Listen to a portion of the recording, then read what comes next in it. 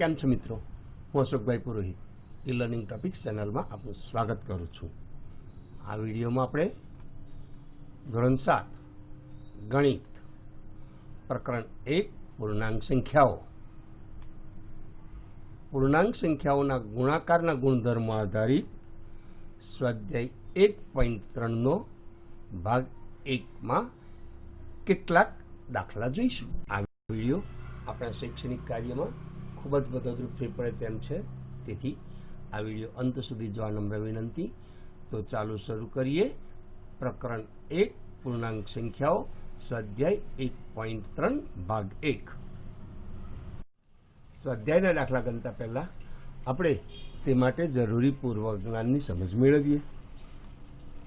ધન પૂર્ણાંક ગુણ્યા ધન પૂર્ણાંક બરાબર ધન પૂર્ણાંક. ઉદાહરણથી આ નિયમ સમજીએ. 8 ગુણ્યા 6. 8 અને 6 બંને ધન પૂર્ણાંક છે. આપણને ખબર છે કે ગુણાકાર એ પુનરાવર્તિત સરવાળાનું સ્વરૂપ છે. એટલે 8 ગુણ્યા 6 એટલે કે 8 નો 6 વખત સરવાળો થાય. એટલે 8 વત્તા 8 વત્તા 8 વત્તા 8 વત્તા 8 વત્તા 8 બરાબર 48 થાય. 48 એ પણ ધન પૂર્ણાંક જ છે. આમ બે ધન પૂર્ણાંકોનો ગુણાકાર હંમેશા ધન પૂર્ણાંકમાં જ આવે છે. બીજો નિયમ સમજીએ. ધન પૂર્ણાંક ગુણ્યા ઋણ પૂર્ણાંક બરાબર ઋણ પૂર્ણાંક. આ નિયમ પણ ઉદાહરણથી સમજીએ. ઋણ 8 ગુણ્યા 4. ઋણ 8 એ ઋણ પૂર્ણાંક છે અને 4 એ ધન પૂર્ણાંક છે. ઋણ 8 ગુણ્યા 4 એટલે કે ઋણ 8 નો 4 વખત સરવાળો. એટલે ઋણ 8 વત્તા ઋણ 8 વત્તા ઋણ 8 વત્તા ઋણ 8 બરાબર ઋણ 32 થાય. ઋણ 32 એ ઋણ પૂર્ણાંક છે. આમ ધન પૂર્ણાંક અને ઋણ પૂર્ણાંકનો ગુણાકાર હંમેશા ઋણ પૂર્ણાંકમાં જ આવે છે. હવે ત્રીજો ખૂબ જ મહત્વનો નિયમ કહી શકાય. ઋણ પૂર્ણાંક ગુણ્યા ઋણ પૂર્ણાંક બરાબર શું થાય તે આપણે ઉદાહરણથી સમજીએ. ઋણ 8 ગુણ્યા ઋણ 3 બરાબર. જુઓ, ઋણ 8 અને ઋણ 3 બંને ઋણ પૂર્ણાંક છે. બંને ઋણ પૂર્ણાંકનો ગુણાકાર કરતા શું જવાબ આવે એ આપણે અત્યાર સુધી જે પૂર્વ જ્ઞાન મેળવ્યું છે તે દ્વારા સમજીએ. ઋણ 8 ગુણ્યા 2 આ નિયમ આપણે શીખી ગયા છે. ઋણ 8 ગુણ્યા 2 એક ઋણ પૂર્ણાંક છે અને એક ધન પૂર્ણાંક છે. એટલે બંનેનો ગુણાકાર હંમેશા ઋણ પૂર્ણાંક આવે. એટલે ઋણ 8 ગુણ્યા 2 બરાબર ઋણ 16. ઋણ 8 ગુણ્યા 1 બરાબર ઋણ 8. ઋણ 8 ગુણ્યા 0 બરાબર 0. આ નિયમ પણ આપણે શીખી ગયા છે કે કોઈ પણ પૂર્ણાંક સાથે શૂન્યનો ગુણાકાર કરીએ તો શૂન્ય જ આવે. હવે આ ભાગને સમજીએ. ઋણ 8 નો 2 1 0 ની સાથે ગુણાકાર થયેલો છે. આ છે 2. જુઓ, 2 ઓછા 1 બરાબર 1. એટલે આપણે ઋણ 8 ગુણ્યા 1 વડે ગુણાકાર કર્યો. 1 ગુણક ઘટ્યો તો જવાબમાં શું ફેર પડ્યો તે જોઈએ. જો ઋણ 8 ગુણ્યા 2 બરાબર ઋણ 16 હતા. ઋણ 16 માં જો ગુણકમાં 1 ગુણક ઘટ્યો હોય તો ગુણનફળમાં ગુણ્ય જેટલો વધારો થાય. ઋણ 16 વત્તા 8 બરાબર ઋણ 8. હવે 1 છે એટલે 1 ઓછા 1 બરાબર 0. ઋણ 8 નો 0 વડે ગુણાકાર કર્યો તો ગુણનફળમાં ઋણ 8 હતા એમાં 8 ઉમેરાયા એટલે ઋણ 8 વત્તા 8 બરાબર 0. આમ ગુણકમાં એક અંક ઘટતો ગયો. જ્યારે ગુણનફળમાં ગુણ્ય જેટલો અંક ઉમેરાતો ગયો. આ બાબત આપણે ખ્યાલ રાખવાની છે.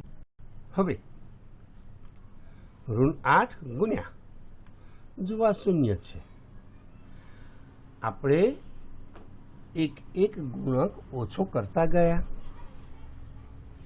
આપણી પાસે 8 ગુણ્યા ઋણ 8 ગુણ્યા શૂન્યમાં શૂન્ય ગુણક છે. શૂન્યમાંથી એક બાદ કરીએ એટલે ઋણ 1 આવશે.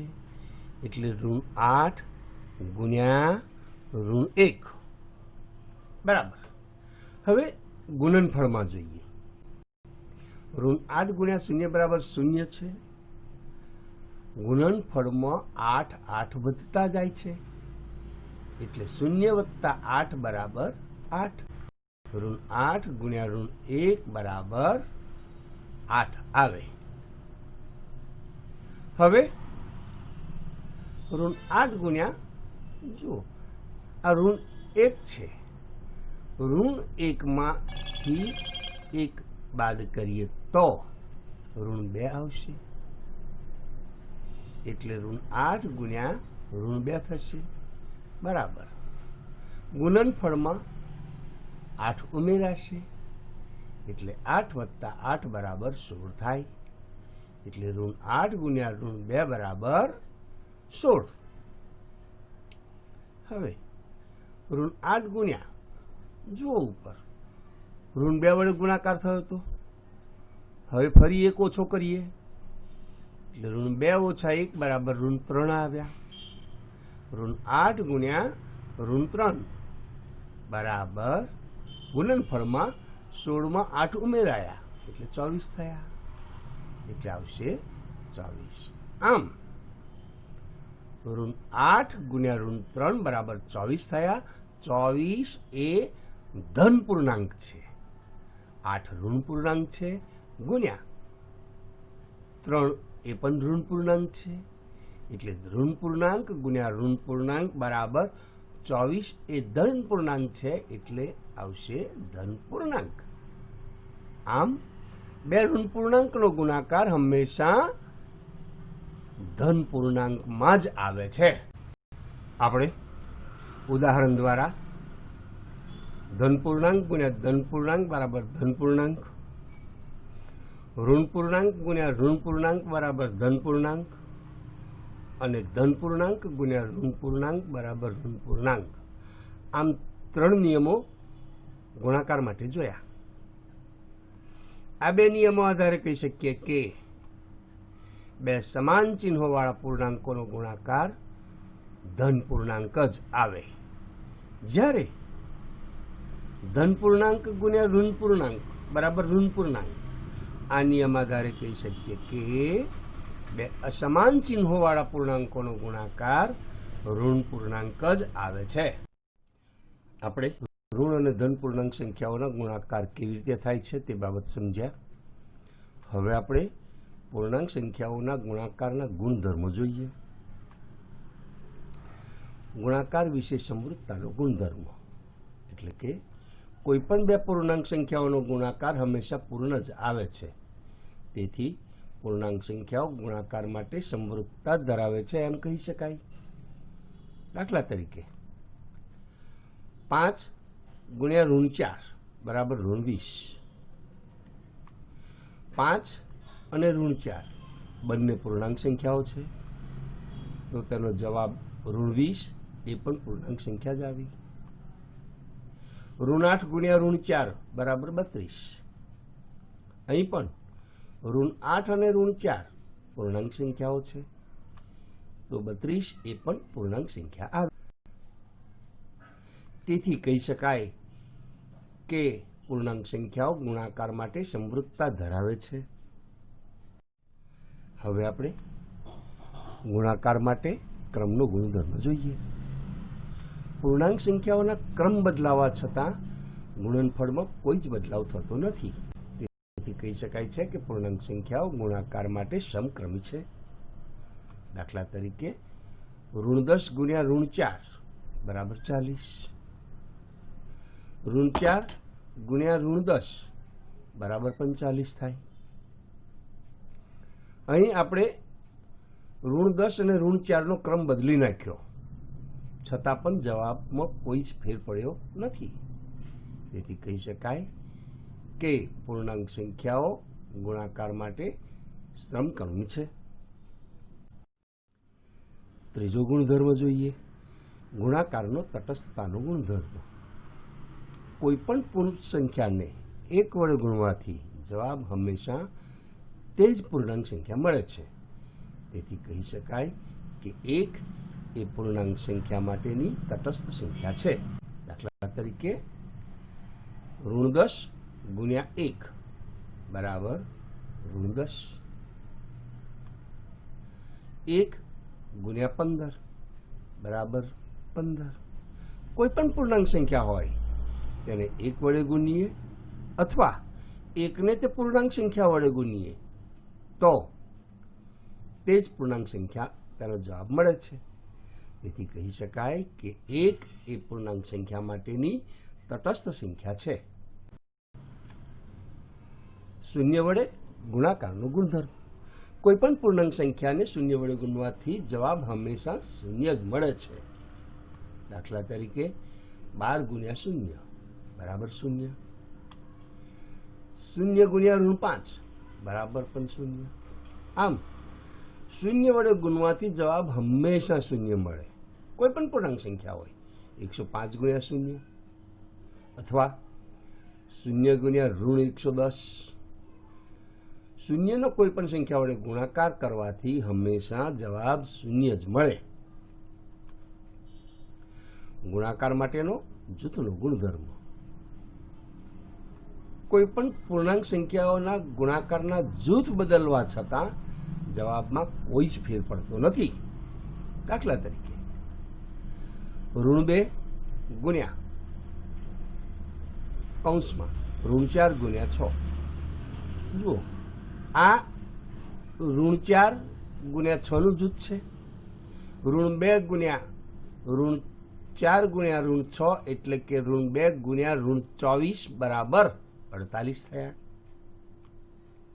હવે ઋણ 2 ગુણ્યા 6 નું જૂથ લીધું. ઋણ 2 ગુણ્યા 6 ગુણ્યા ઋણ 4. ઋણ 2 ગુણ્યા 6 એટલે ઋણ 12. ઋણ 12 ગુણ્યા ઋણ 4 બરાબર 48. મોટા કૌંસમાં ઋણ 2 ગુણ્યા ઋણ 4 મોટો કૌંસ પૂરો ગુણ્યા 6. અહીંયા આગળ ઋણ 2 ગુણ્યા ઋણ 4 નું જૂથ લીધું. ઋણ 2 ગુણ્યા ઋણ 4 એટલે ધન 8. 8 ગુણ્યા 6 8 છંગ 48 એટલે જવાબમાં કોઈ જ ફેર પડ્યો નથી. આમ પૂર્ણાંક સંખ્યાઓના ગુણાકારના જૂથ બદલવા છતાં જવાબમાં કોઈ જ ફેર પડતો નથી. હવે આપણે ગુણાકાર માટેનો વિભાજનનો ગુણધર્મ સમજીએ. ઋણ 2 ગુણ્યા કૌંસમાં 10 વત્તા 6 કૌંસ પૂરો બરાબર ઋણ 2 ના ઋણ 2 ગુણ્યા 10 વત્તા 6 નું જૂથ છે. એને આપણે સરવાળો કરતા 16 થાય એટલે ઋણ 2 ગુણ્યા 16 બરાબર ઋણ 2 ગુણ્યા 16 એટલે ઋણ 32 આવે. હવે આપણી પાસે 10 વત્તા 6 કૌંસમાં આપેલા છે એનું જૂથ છે અને તેનો 2 સાથે ગુણાકાર છે એટલે આપણે એને વિભાજન કરીએ. ઋણ 2 ગુણ્યા કૌંસમાં 10 વત્તા 6 બરાબર સૌ પ્રથમ ઋણ 2 નો 10 સાથે ગુણાકાર થશે એટલે ઋણ 2 ગુણ્યા 10. પછી 10 અને 6 ની વચ્ચે વત્તાનું ચિહ્ન છે એટલે એ ચિહ્ન મૂકી દઈએ વત્તા. હવે ઋણ 2 અને 6 નો ગુણાકાર થશે ઋણ 2 ગુણ્યા 6 બરાબર જો ઋણ 2 ગુણ્યા 10 એટલે ઋણ 20 વત્તા ઋણ 2 ગુણ્યા 6 એટલે ઋણ 12 બરાબર ઋણ 32 થાય. આ પ્રક્રિયાને ગુણાકારનું સરવાળા પર વિભાજન કહેવામાં આવે છે. હવે આપણે સ્વાધ્યાય 1.3 કેટલાક ઉદાહરણ જોઈએ. 1. નીચે આપેલા દરેકના જવાબ લખો. A 3 ગુણ્યા ઋણ 1 બરાબર ખાલી જગ્યા. આપણને ખબર છે 1 એ પૂર્ણાંક સંખ્યા સાથેના ગુણાકાર માટેની તટસ્થ સંખ્યા છે. 3 ગુણ્યા ઋણ 1 કરવાના છે. કોઈ પણ પૂર્ણાંકને 1 વડે ગુણીએ તો તે જ પૂર્ણાંક જવાબ આવે. અહીં બીજો નિયમ પણ છે. ધન પૂર્ણાંક અને ઋણ પૂર્ણાંકનો ગુણાકાર ઋણ પૂર્ણાંકમાં જ આવે છે. આપણી રકમમાં 3નો ઋણ 1 સાથે ગુણાકાર છે, એટલે ધન પૂર્ણાંક પણ છે અને ઋણ પૂર્ણાંક પણ છે. તથા 3ને 1 વડે પણ ગુણેલી છે, એટલે આપણો જવાબ થશે ઋણ 3. સી ઋણ 21 ગુણ્યા ઋણ 30 બરાબર ખાલી જગ્યા. અહીં જુઓ, બંને ઋણ પૂર્ણાંકો છે. બે ઋણ પૂર્ણાંકોનો ગુણાકાર હંમેશા ધન પૂર્ણાંકમાં જ આવે, એટલે ઋણ 21 ગુણ્યા ઋણ 30 કરીએ તો 630 જવાબ આવશે. ઈ ઋણ 15 ગુણ્યા 0 ગુણ્યા ઋણ 18. આપણને ખબર છે કે કોઈ પણ પૂર્ણાંક સંખ્યાને 0 વડે ગુણવાથી જવાબ હંમેશા 0 જ મળે છે. આપણી રકમમાં ઋણ 15 ગુણ્યા 0 એટલે 0 અને 0 ગુણ્યા ઋણ 18 એટલે પણ 0, એટલે આપણો જવાબ આવશે 0. જી 9 ગુણ્યા ઋણ 3 ગુણ્યા ઋણ 6. બેકી સંખ્યામાં ઋણ પૂર્ણાંકોનો ગુણાકાર થાય તો ધન પૂર્ણાંકમાં આવે. આપણી પાસે ઋણ 3 ગુણ્યા ઋણ 6 બેકી સંખ્યામાં છે, એટલે ઋણ 3 ગુણ્યા ઋણ 6 એટલે 3 સંગ 18. 18 ગુણ્યા 9 કરીએ એટલે 162 થાય. એચ ઋણ 18 ગુણ્યા ઋણ 5 ગુણ્યા ઋણ 4. એકી સંખ્યામાં ઋણ પૂર્ણાંકોનો ગુણાકાર ઋણ પૂર્ણાંકમાં જ આવે, એટલે ઋણ 18 ગુણ્યા ઋણ 5 એટલે 18 પંચા 90, 90 ગુણ્યા ઋણ 4 એટલે 9 ચોક 36, 360. એટલે આપણી પાસે એકી સંખ્યામાં પૂર્ણાંક સંખ્યાઓ છે, 3 પૂર્ણાંક સંખ્યાઓ છે, ઋણ 18, ઋણ 5 અને ઋણ 4. એટલે આપણો જવાબ થશે ઋણ 360. હવે આપણે બીજો દાખલો જોઈએ. નીચેનાને ચકાસો. બી ઋણ 21 ગુણ્યા મોટા કૌંસમાં ઋણ 4 વત્તા ઋણ 6 મોટો કૌંસ પૂરો બરાબર મોટા કૌંસમાં ઋણ 21 ગુણ્યા ઋણ 4 વત્તા ઋણ 21 ગુણ્યા ઋણ 6 મોટો કૌંસ પૂરો. સૌપ્રથમ આપણે ડાબી બાજુને ચકાસીએ. ડાબી બાજુ મોટા કૌંસમાં ઋણ 4 વત્તા ઋણ 6 છે, એનું સાદુરૂપ આપીએ એટલે ઋણ 21 ગુણ્યા ઋણ 4 વત્તા ઋણ 6 એટલે ઋણ 10 થશે. ઋણ 21 ગુણ્યા ઋણ 10 બંને ઋણ ચિહ્નો છે, 21 ગુણ્યા 10 થતા 210 થશે. હવે આપણે જમણી બાજુ ચકાસીએ. સૌ પ્રથમ ઋણ 21 ગુણ્યા ઋણ 4 કરીએ એટલે ઋણ 21 ગુણ્યા ઋણ 4 બરાબર 84 થશે. હવે ઋણ 21 ગુણ્યા ઋણ 6 એટલે વચ્ચે વત્તાનું ચિહ્ન હોવાથી વત્તા મૂક્યા. ઋણ 21 ગુણ્યા ઋણ 6 બરાબર 126 બરાબર 84 વત્તા 126 એટલે 210. આમ ડાબી બાજુ અને જમણી બાજુ બંને સરખી છે. હવે આ એક નિયમ છે તે આપણે સમજીએ. ડાબી બાજુની રકમ છે તે લખીએ આપણે. ઋણ 21 ગુણ્યા મોટા કૌંસમાં ઋણ 4 વત્તા ઋણ 6 મોટો કૌંસ પૂરો બરાબર. જો સૌ પ્રથમ ઋણ 21 ગુણ્યા ઋણ 4 થાય એટલે મોટા કૌંસમાં લખી દઈએ ઋણ 21 ગુણ્યા ઋણ 4 મોટો કૌંસ પૂરો. પછી વત્તાનું ચિહ્ન છે એટલે વત્તાનું ચિહ્ન આવશે. અને હવે ઋણ 21 ગુણ્યા ઋણ 6 છે એ લખી દઈએ એટલે વત્તા ઋણ 21 ગુણ્યા ઋણ 6 મોટો કૌંસ પૂરો. આમ આ નિયમને ગુણાકારનું સરવાળા પર વિભાજનનો નિયમ કહેવામાં આવે છે. એટલે આપણી રકમ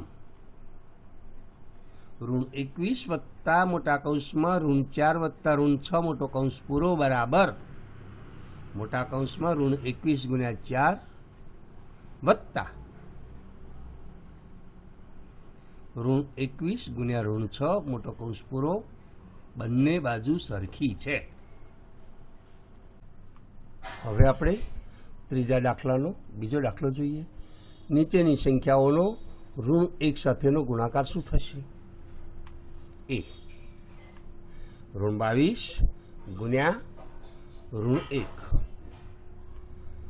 જો આપણે ઋણ 1 સાથે ગુણાકાર કરવાનો છે એટલે 1 એ પૂર્ણાંક સંખ્યાના ગુણાકાર માટેની તટસ્થ સંખ્યા છે. એટલે જો ઋણ 22 ને 1 વડે ગુણીએ તો ઋણ 22 જ આવે. હવે બીજો નિયમ છે ઋણ 22 ગુણ્યા ઋણ 1 બંને ઋણ પૂર્ણાંકો છે એટલે ઋણ પૂર્ણાંક ગુણ્યા ઋણ પૂર્ણાંક બરાબર ધન પૂર્ણાંક થાય. એટલે ઋણ 22 ગુણ્યા ઋણ 1 બરાબર 22 આવે. એટલે આપણો જવાબ થશે 22. સી 0 ગુણ્યા ઋણ 1. આપણે ઋણ 1 નો 0 સાથે ગુણાકાર કરવાનો છે. કોઈ પણ પૂર્ણાંક સંખ્યાને 0 વડે ગુણવાથી જવાબ 0 જ મળે. તથા 0 એ ધન કે ઋણ પૂર્ણાંક નથી એટલે 0 ગુણ્યા ઋણ 1 બરાબર 0 જ આવે. એટલે આપણો જવાબ થશે 0. આ વિડીયોમાં આપણે સ્વાધ્યાય 1.3 ના ગુણાકારના ગુણધર્મો આધારિત કેટલાક દાખલા જોયા. આ વિડીયોમાં આપેલી આ માહિતી આપણને કેવી લાગી? જો પસંદ પડી હોય તો લાઈક કરશો, કોમેન્ટ કરશો. આપનો અભિપ્રાય આવકાર્ય છે. હજી સુધી આ ચેનલ સબસ્ક્રાઇબ ન કરી હોય તો કરી લેવા નમ્ર વિનંતી.